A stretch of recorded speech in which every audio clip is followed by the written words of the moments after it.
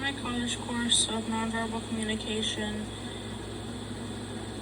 several factors of our book provided information on nonverbal communication as a whole. But for my creative project, I took a deep dive into nonverbal communication being a strong factor in new relationships and creating a deeper connection. I think I should start with the fact that touch begins in the utero. The vibrations are felt from our mother's heartbeats. And as we develop and grow, the changes of touch and affection and nonverbal communication is based off of our age, our personalities, our gender, our situation, culture, and relationships. So the way nonverbal communication is understood can be either positive, neutral, negative, but it would all depend on the configuration of the touch slash nonverbal communication, which can factor in a variety of other objectives such as eye contact, facial expressions, body language, or tone of voice. Even personal space could be a factor into it. All of this may elicit those three reactions, but it is important to really understand that it is all based off of the situation and how we perspire into our surroundings in the world. A study provided by the IU Library named The Difference in Nonverbal Behaviors and How It Changes in Different Stages of a Relationship discusses how there are levels of nonverbal behaviors that change in different stages of romantic relationships. The study was able to find how there are differences with genders, as I had mentioned earlier. There were men that believed that the nonverbal communication would have to progress and increase based off the stage of their relationship in order for it to work.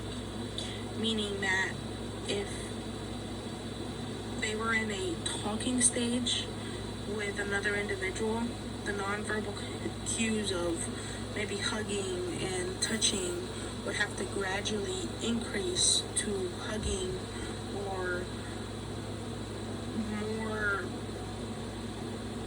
increase in just overall like touching. So the way I want to try and kind of explain this would be how a relationship starts with talking to each other, flirting with each other, maintaining eye contact, just a very slow burn. And men, based off of the study, would have to have that nonverbal communication progress from those subtle touches and changes to more in-depth affection to be able to feel as if the relationship is going somewhere. Now, they did conclude in this study that casual dating was less inclined to care for the nonverbal communication in contrast to those who were engaged or married, meaning that those who were not taking a relationship really serious, that they had no intention of, a man wanting to marry a woman or a woman wanting to marry a man or whichever gender it may have been, it would have given an example of how they're not very caring of those cues as much as those who are looking for a forever relationship would be. And in addition to that, it concluded that nonverbal communication, touching, hugging, facial expressions to affection, should also be considered while developing those stages in relationships, whether it was romantic, friendship, or familiar. It would all just depend on that situational circumstance. I was able to find another study named The Effects of Verbal and Nonverbal Communication of Affection on Avoidantly Attached Partners, Emotions, and Message Receptiveness. This study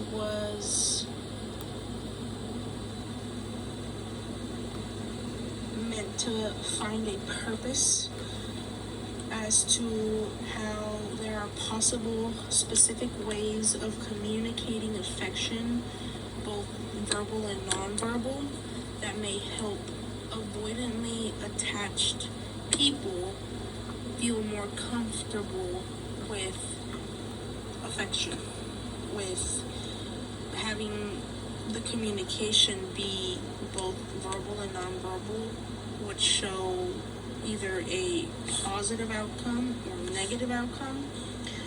While the findings were that avoidantly attached people would benefit from affection from romantic partners, there was, however, similar to most, a certain conditional amount of nonverbal communication allowed. So the way I was able to really understand this was that there are avoidantly attached individuals who are not necessarily accustomed to verbal cues of affection amongst each other in relationships. But based off of this study, there was a finding that subtle nonverbal cues of communication, such as more touching or more hugging, depending on the situation, would be beneficial for those who are avoidantly attached partners.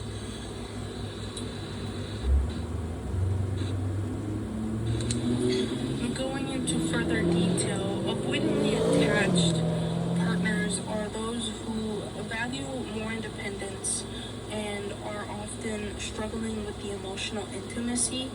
And from what I've gathered in both my course and in the book, and even based off of these studies, is that nonverbal communication is a subtle emotional intimacy that can be created without having this immense pressure added to it and into relationships.